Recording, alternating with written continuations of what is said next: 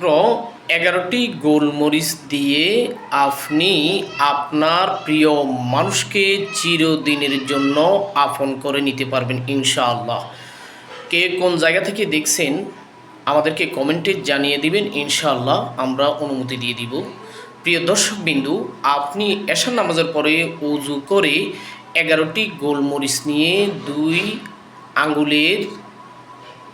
আঙ্গুল দিয়ে চিপে ধরে এইভাবে আল্লাহ ফাকের 2টি সিফাতি নাম ইয়া লাতিফু ইয়া ওয়াদুদু 11 বার পাঠ করে 11টা ফু দিয়ে রেখে দিবেন। আবার একটা নেবেন, 11 বার পাঠ করে 11টা ফু দিয়ে রেখে দিবেন, ইয়া লাতিফু ইয়া ওয়াদুদু।